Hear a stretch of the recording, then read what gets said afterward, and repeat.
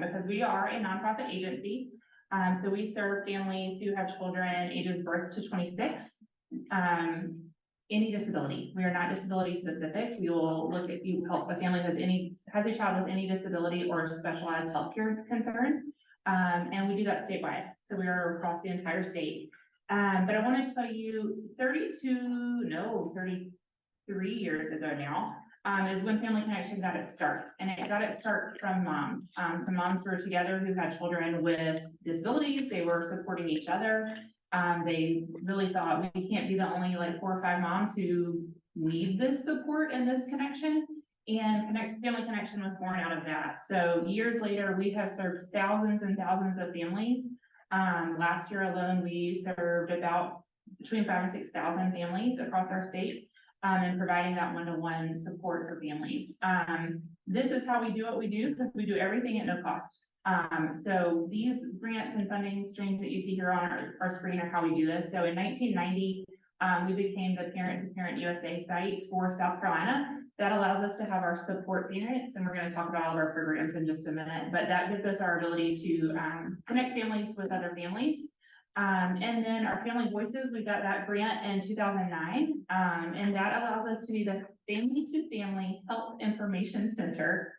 A lot of letters and words, you guys.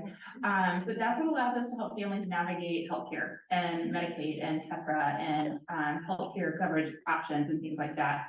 And then at the bottom, you'll see in 2015, we received the designation as the PTI for our state. And I'll talk about that in just a second. But all of these designations are really important to us. They are competitive grants. They are things that we continue to advocate for in our state. And to have any of these designations, you have to be considered a parent center, which means that our staff has to be, I think at minimum, it has to be 75 or 80, depending on the grant, percent of our staff have to be a parent of a child with a disability or special health care need. We are currently at about 85 to 90%. And that also includes our board. Our board is at about 75%. And so we're parents. Like I said, I have a background in special education. Our staff have varied backgrounds, education, business. We have all kinds of different backgrounds, but we're all parents. And so we've got that lived experience to bring that to our connections and our communications with families. So what is a PTI? That's the acronym I threw out just a second ago. That's where we've got our designation from the Federal Department of Education. A PTI is the Parent and Training Information Center. And so basically the federal government, Federal Department of Education thought it was really important to include parents in education. Imagine that, you guys. And they actually wrote it into law. So in IDEA, so the Individuals with Disabilities Education Act, which is where our special education funding comes from, there is actually a part in IDEA that says there must be at least one parent center in every state. And the federal department gives monies to those PTIs to do these services at no cost for families. So we are a small state, so we have one PTI and we are the PTI for the state and have been, like I said, since 2015. But some larger states might have 2, they might have 3. California has 3, maybe 4. Florida has several, Texas has several. But we are the PTI for our state. So our main goal, as you can see here, is to give parents or guardians support and information on how to make the most of their child's education.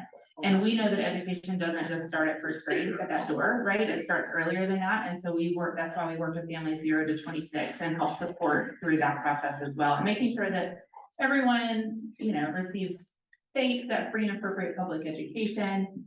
And I will just throw in just for 1 second, like I said, we know education doesn't start at first grade when you walk in the door at 6 or 7 years old. So we also work with our Part C providers, which is BabyNet in our state. So Part C actually falls in as well. And then Part B is where you go into kind of typical settings. Any questions about PTI before I dig into kind of who Family Connection is? All right, so I'm going to show a video, and I know this might not work great for the people online, and I'll get y'all the link, I promise. But this little video just is kind of a very quick snapshot of kind of an overview of Family Connection, and then I'm going to break it down a little bit more for you guys after that.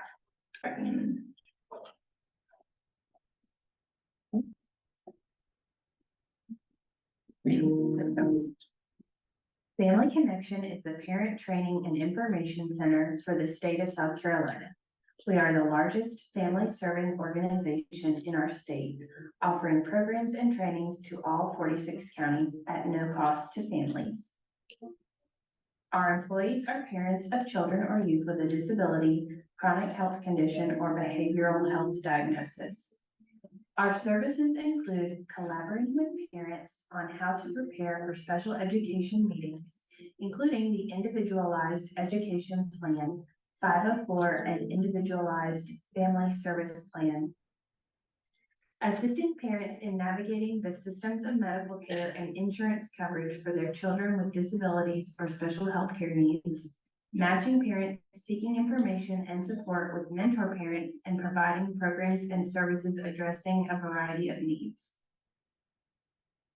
We host workshops, conferences, webinars, and trainings for parents, youth, and professionals throughout the year. Our staff offers one-on-one assistance to increase parent and family understanding of the education process. Having a child with a disability or special health care needs means parents face questions about medical care, insurance, and service options. Our healthcare team answers questions regarding Medicaid, TEPRA, appeals, and managed care information. We can provide applications and support in person or over the phone. For more than 30 years, Family Connection has been making connections, raising awareness, and promoting inclusion for those with disabilities or specialized healthcare needs. Family Connection is there for every milestone of a child's journey from birth to adulthood.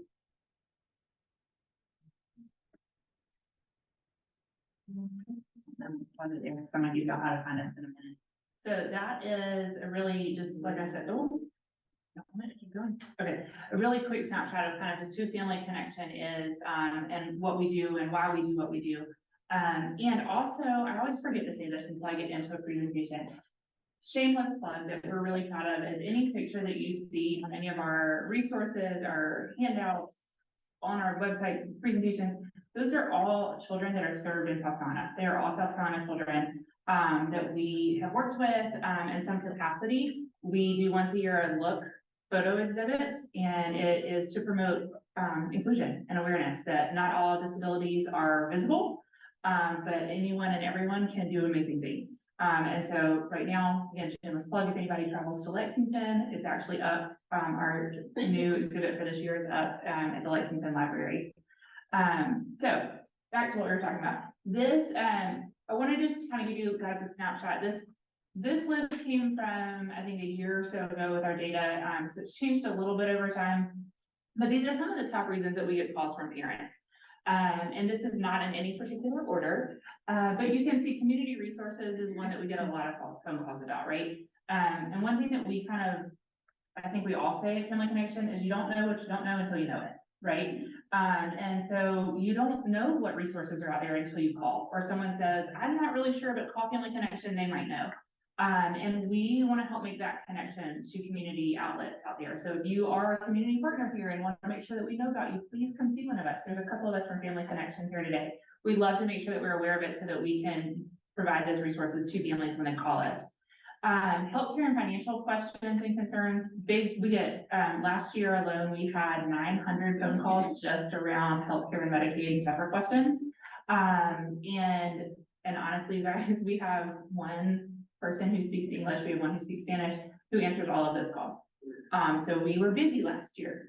But healthcare, you know, when you get a diagnosis, there's a lot of different things that come with that. And how am I going to cover the cost is a big question that we, you know, hear a lot. And if you don't know, in South Carolina, we have what's called TEPRA, which is a Medicaid eligibility category. So it's another way to get Medicaid for children with a disability who maybe their family doesn't meet the income requirements. So we can help families navigate that process, answer those questions. We can help, we will not fill out the application for parents, but we will absolutely help answer questions as you're filling it out. They have just shortened it. It used to be 37 pages long. I think it's under 20 now. So shortened it is a loosely used term. But you can imagine that's really confusing to someone who's just gotten a lot of information thrown at them. And we'll help them work walk through that step by step, line by line. I always say, and Jennifer and Susan can attest to this, Beverly is our healthcare connection manager. And she can literally say, all right, on page 11, line 2, write this. Like, she just knows the thing. And she is a mom of a child who is now 21 or 2. So she's just gone through that transition to adulthood. So she knows it and loves it, and she's phenomenal. We get a lot of calls around specific diagnoses. So again, you've got a new diagnosis, you don't know what this means, what that looks like, what do I do, who do I call, how do I talk about this? My best friend's kid doesn't have this, I can't talk to her. We're here for that conversation. We'll get families connected to other families to continue that conversation as well. School concerns, big bulk of what we do, is school and education related concerns. And I'm gonna dig real deeper into that in just a minute. And then developmental concerns, same thing. I'm starting to consider, be curious, wondering if my child is not making these developmental milestones. What do I do? Who do I call? Where do I start? You can start with us and we'll help get you to the right place. And then behavioral concerns, I'm sure this comes as no shock to anyone, but it's that behavioral concern of like, okay, my kid keeps getting sent home from school. My kid's now been suspended 3 times. I don't know what to do. I don't know where to start. I don't know who to ask, and we'll help walk that walk with families. So these are our 6 specialty programs. I've kind of alluded to all of them through what I've talked about so far. Our support parent volunteers. So that's where I talk about, right, the parent to parent USA, that designation that we have, and where when you've got a new diagnosis and your best friend's kid doesn't have it and you don't have anybody to talk to, we want to get you that person to talk to. So our support parents are trained volunteers. So they are moms and dads who have lived this world. They have traveled this road. And we try to connect based on same or similar diagnoses. And one of the examples I use the most is, you know, autism looks very different from a boy to a girl, right? Or can. And so we want to make sure that we get people connected that are as closely matched as possible so that it's a meaningful conversation. That's a telephonic conversation. It's been telephonic since before COVID. That's not a COVID thing. But it's just a way for parents to connect with each other and just get that emotional support of, am I doing this right? What do I do? What's next? Who do I call? What I'm feeling really frustrated today. And then our next program up here is Project Breathe Easy. So this is, I'm gonna skip that detail because I've got a slide on it next, but Project Breathe Easy is around asthma education. Latinos Making Connections really is all of the programs you see on the screen, but everything that we offer in Spanish as well. So we have 6, I think we're up to 6 now, bilingual, bicultural staff. We're really proud of that because we want to get that connection to families as well and get that buy-in from the communities that we're serving. Our education partner program, that is kind of where I live and breathe every day. And I'm going to talk to you about that in a minute. Parents as Teachers is another program we offer, which is a home visitation program, where we work with families who have children birth to 5. And helping them navigate and understand developmental milestones and making sure that their children are meeting those milestones so they're getting the services that they need. And then last but absolutely not least is our NICU parent navigators. We actually are able to go into the NICUs here at Prisma Health Greenville and also at Spartanburg Regional. And these are our parents on staff who have had their babies be in NICU. They know what it's like being in there. They know how scary it is, all the noises, all the beeps, all the sounds, all the people. There's so many people, so many words, so many acronyms. And then what do I do when I leave? I've got this tiny baby and a booklet of papers and I don't know what to do next. Our NICU navigators will go into the NICUs and they will continue to work with families after they discharge to help them make that transition a little smoother. And just be that sounding board again, and that emotional support. Everything we do is rooted in emotional support for families.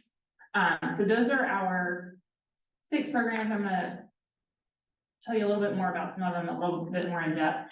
So our Project Breathe Easy that I mentioned is our asthma program. And this program works with families who have a child with asthma. It might be a new asthma diagnosis, or it might be one that's maybe poorly managed. So maybe they're in and out of the hospital for asthma related concerns. We will work with them. Our staff are not nurses. They are not respiratory therapists. Again, they're parents who have children who have a diagnosis of asthma, but they have been trained by respiratory therapists and nurses and things like that to help families make sure that they're using the medications appropriately. They know what potential triggers might be in their home. A couple of examples would be, so with asthma, you might get a maintenance inhaler and you might get a rescue inhaler. But maybe you're using those backwards, right? And so we'll go in and just make sure that families are looking at their medications the right way. We'll also get calls where like, I don't know why they keep flaring up, nobody in my house smokes, we clean our things, our house is lovely, blah, blah, blah, whatever, and they go in and there's like 15 stuffed animals on the kid's bed. That kind of holds dust and dander. That could potentially be a trigger for asthma. So just doing some of that asthma education. Every family that we serve in this program also, at no cost, receives a mattress and pillow encasement for the child with asthma to help cut down on that dander, and potential triggering of asthma. All right, next, so healthcare. Already talked about it a little bit, but I do want to bring that emphasis back to if a family has a new diagnosis or they're new to our state, and they are just kind of swamped in healthcare financial concerns, we would love to help them. We would love to help them see what other options are potentially out there and available to them. That might be TEFRA, it might be knowing what waivers are available to them. We do not help necessarily fill out the SSI application, but we can help with that process. So as kids age out of Medicaid and are looking for SSI coverage, or parents just have questions of kind of what's the best way to go, the different routes that are available, we want to help make sure that families are aware of that. But then also if you have private pay and you have questions, a lot of times we'll get calls about ABA therapy and how do I find an ABA therapist? Well, we can direct you back to your private insurance to help you figure out how to find who your insurance covers for ABA therapy or things like that. So please give us a call. TEFRA is very confusing, can be very confusing.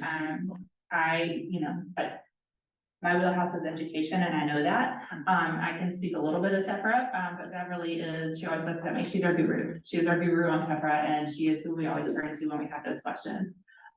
So that is our healthcare connection program. And I have another short little video that I'm going to show you that is a little bit more specific to the education program. And we'll spend a little bit of time talking more about the education program right after that.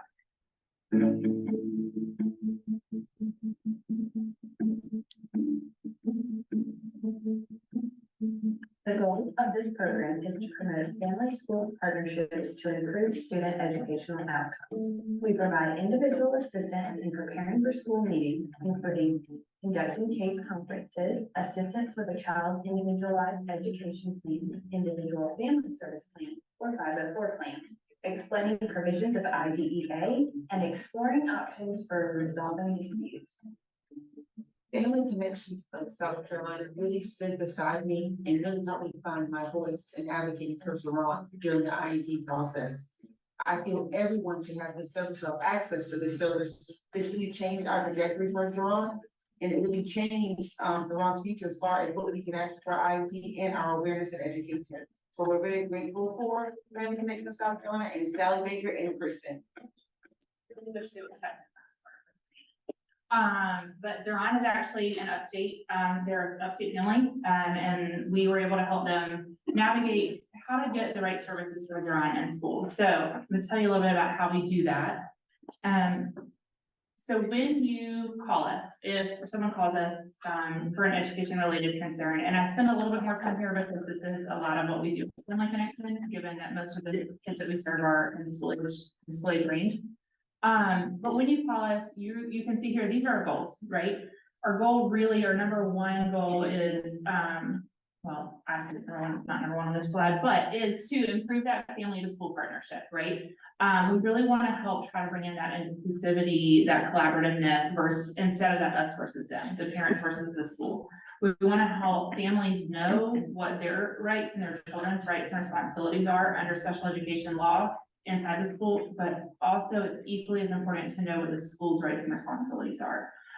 So that when you do go in and you have that question of, is my child receiving the service that they need, and you want to ask for something, you need to know whether or not the school can actually do that thing you're going to ask for. So we want to make sure that families know about that. And to do that, one of the things that we do, or not one of the things, the way that we do that is we really want to meet families where they are, right? So if your child has just received a new diagnosis, it could be ADHD, it could be autism, it could be epilepsy, it could be anything, you name it, dyslexia. New diagnosis, special education is another system to figure out. It's confusing. There's a lot of acronyms. If you have not lived in it, it has its own alphabet soup. And people speak in that language, but without even realizing that they're doing it. And that can be really hard for a family or for a parent to process and internalize and understand. So we want to meet you where you are and say, okay, these are kind of the steps that you're going to take. This is what's going to happen next. This is who you should maybe reach out to first.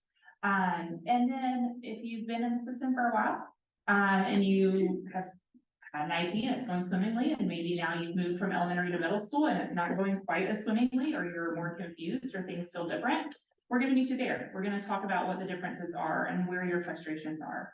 And I'm kind of speaking in generalities, but I'll use some examples of, you know, if a family, a lot of calls that we get are, my child, like we said, behavior is a big call that we get, right? So my child's been suspended 3 times already this school year.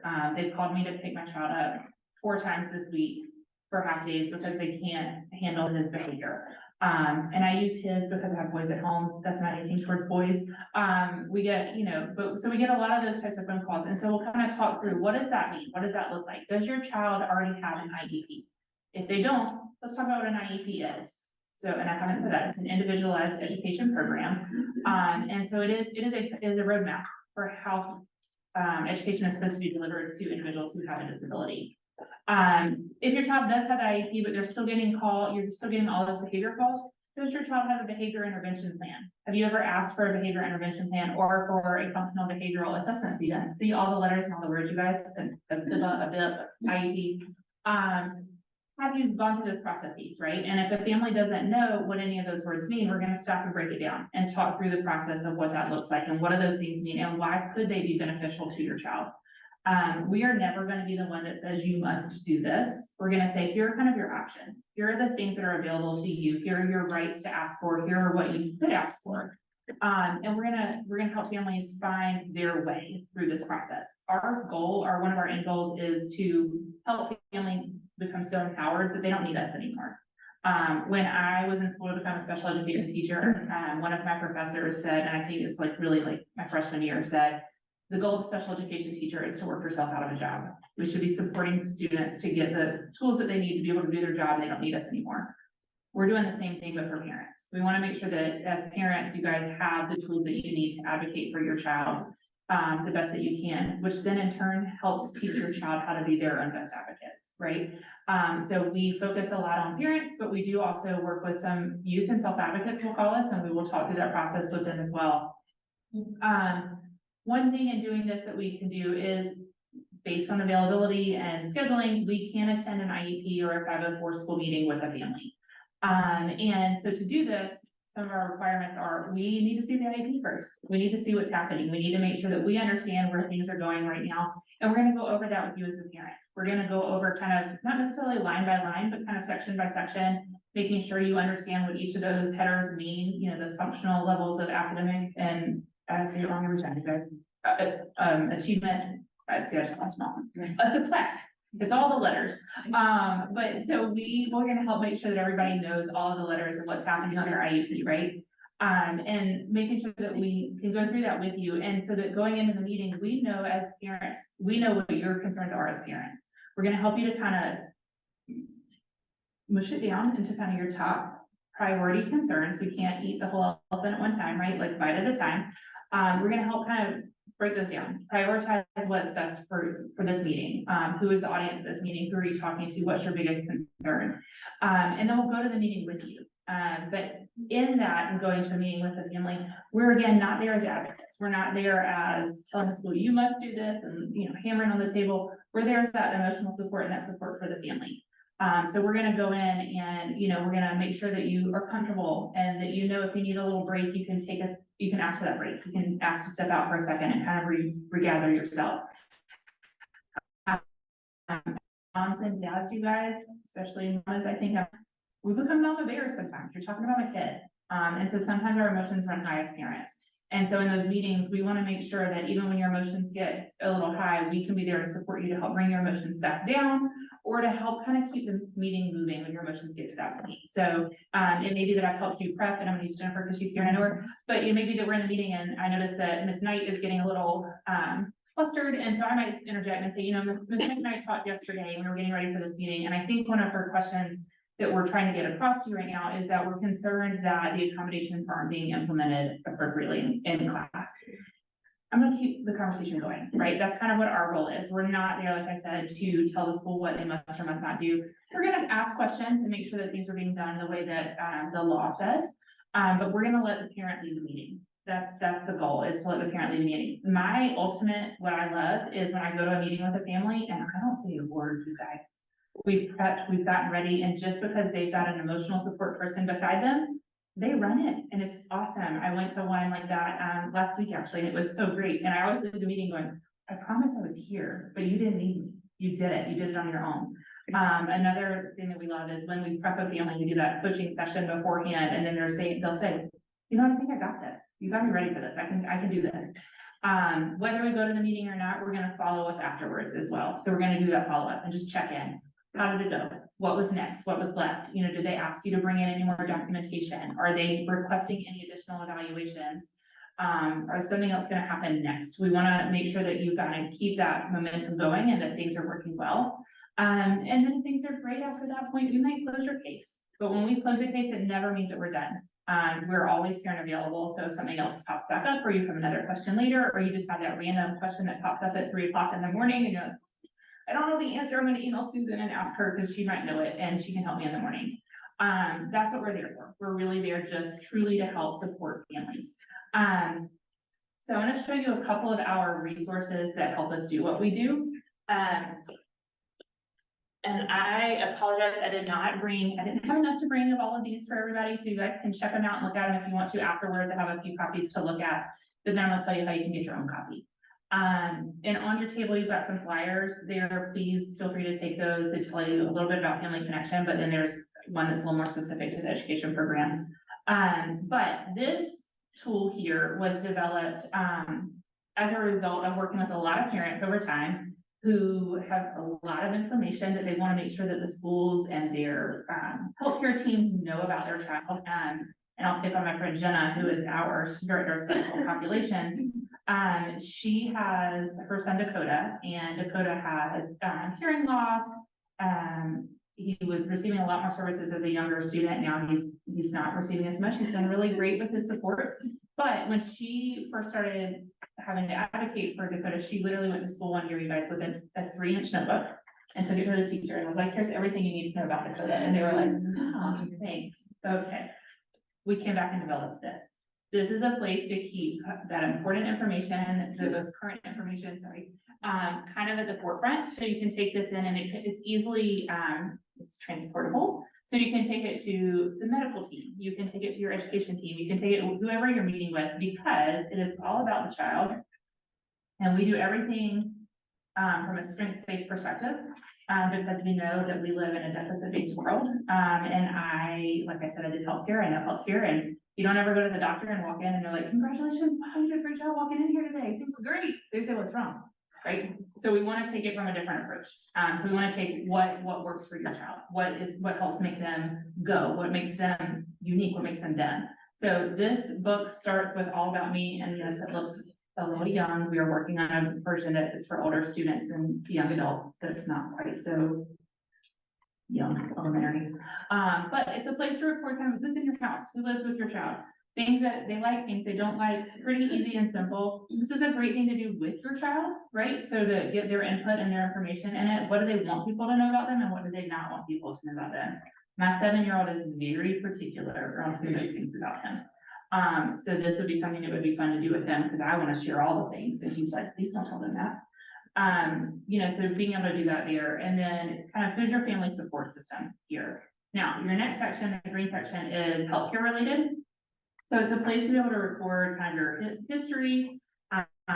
This is your medication log. If you have medical equipment, your medical contacts. I like this part too, especially for children who are starting to learn about their diagnoses and who they use, or who their physicians are, because it gives you a place to talk about what doctor do you see for what body part, right? So do I have a neurologist because I have migraines? Do I have a psychologist because I have ADHD? Do I have a regular physician? You know, who are my people? This is a place to put that. I'm gonna slide back for a second to the log, the medication log, because a lot of times I've had questions about this page because the last column that you guys can't see says side effects, and I'll have people say like, why do we care what side effects are? Well, you're getting called every day because your kid's falling asleep in class, and one of your medication side effects is potential drowsiness. And we all get to come back to the table and look at that and think, maybe we can dose it at a different time, we can go to the doctor and ask if we can lower dose for school time, all kinds of things for in here. So that's there. And then, of course, you guys can, yes, my favorite section is the education section.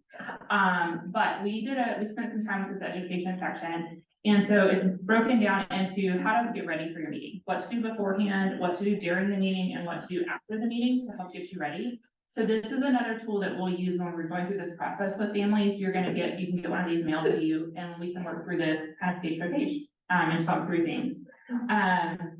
I am going to show, there's a sample letter here for how to request an evaluation. So for that beginning part, and want to know what to do to get started, that's there. But my favorite graphic is this page. So I know it's hard to see if you're in the back, but it is, a picture of the table that you would typically sit around, like the conference room table, and around it are places for you to write down who was at the table with you. And in bold here are the people that by law have to be at a meeting to make it an IEP meeting.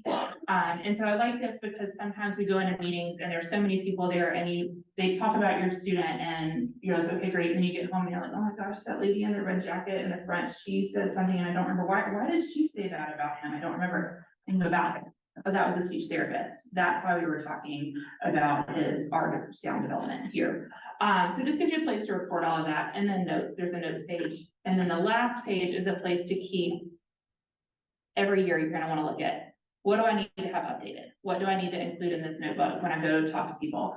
And so that is just a really cool resource that we have. And I'll show you how to get your own copy in a second, but I do have some up here for you if you want to check them out afterwards.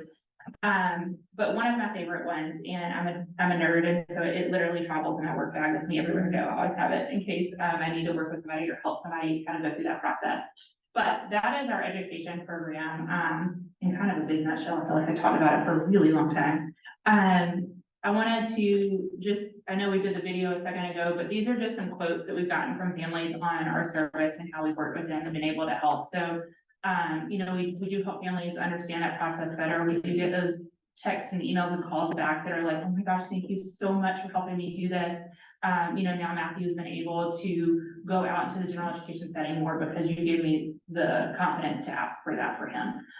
Or I didn't know that vocational rehabilitation was even a thing, and now I know. And now I know how to, ask for services for my student. And so we focus a lot on that transition into school, and we talk about a lot of that transition out of high school, but we also want to talk about those transitions in the middle. So from elementary to middle to high, those are big transition, you guys, for anybody.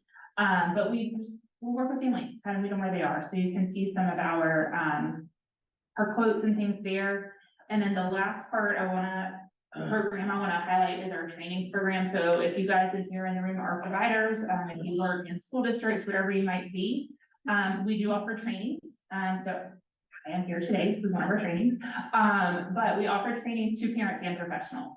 So let's say you're at a school and you have a family night and you want us to come do some type of a training for families around special education or healthcare. It could be around whatever you want. We can come do those types of things at your location. We also will do them for providers. So sometimes we'll, just like today, they want to know more about family connection in general, or maybe you want to know more about the evaluation and eligibility process, or IEP goals. We'll do those types of things as well. And then you can see the link here at the bottom.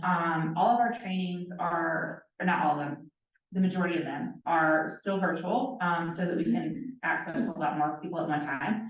And you don't have to travel across the whole state to get to one. The training calendar is there, and I believe it just came out in your newsletter, the other day as well. Thank you very much for sharing that.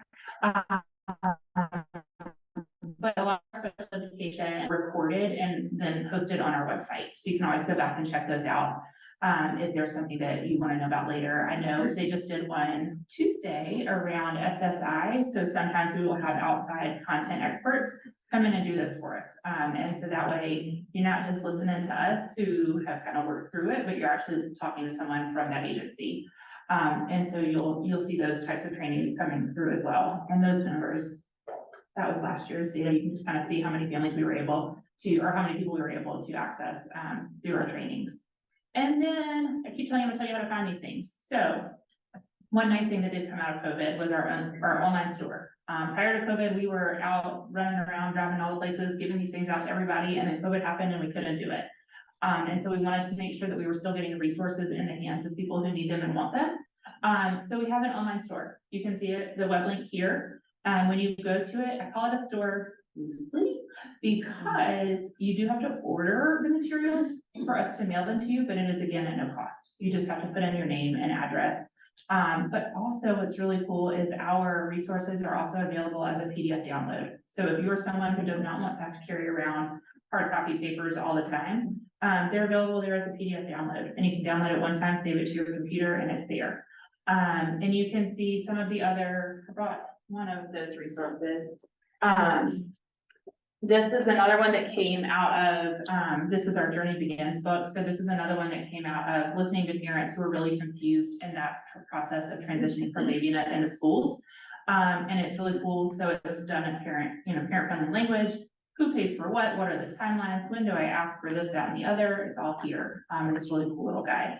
And everything is in Spanish. Also, if it is not, it is coming. I did bring a few Spanish brochures. I didn't put on the tables, but if anybody needs anything like that, it's here. And there's just really cool tip sheets. Some other tip sheets I brought, if anybody wants to look at them, are ones on transitioning out of high school. So I did bring some around that process as well. I just brought a couple to share and look at so you guys can know what they are. And then you can go on and order them if you'd like to. And then that's how you find us. So all of our information is here. We have our support and information line, which is answered Monday through Friday, 8:30 to 5 by a live human. There is a prompt so you know which way to go, but then you actually get a person. And if you don't get a person, it's because they are on the phone with another person. And we'll call you back. But you will get someone who can help answer your questions and get your intake process started. If you are someone who is on the go and don't want to make a phone call right away, feel free to go to our website and you can make a referral there. It's right at the top. It says referrals, pretty easy, put in your information. If you are a provider and you want to make a referral for a family, there is not any kind of like consent form that has to be signed. The only thing we ask is that the parent knows that you've made the referral before you make it, so that when we call them, we don't blindside them with, hey, heard your child has got a new diagnosis of, and you're like, what? Or they're not questioning where we got their information from. We didn't buy it off of somewhere, someone actually provided it to us. But what it does when you put in the referral online is it takes the job away from the parent of having to remember to call another person. We will call them. We're going to call them directly. We've gotten a lot of referrals, like I said, in the last year. So our timeline is it's a couple of days probably before you get a phone call back. But you will, if there's something more pressing, they can always call that 800 number and we'll get it moved through a little faster. But that is us. That's how you find us. Our office is in Columbia, but like I said, we cover the whole state.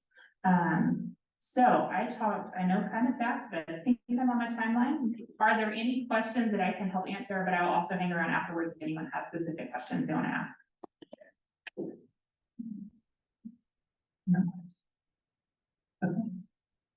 Well, I'm here if you guys need me. And Susan and Jennifer, I'm gonna make you all raise your hands real fast. Susan and Jennifer are also Family Connection employees. Susan is one of our family support specialists, and Jennifer is one of our family education specialists, and they live here in the upstate. So they are the faces you will probably see more so than mine inside in Columbia. But thank you again for having me today. I didn't know it was your first one back after the summer, so thank you very much.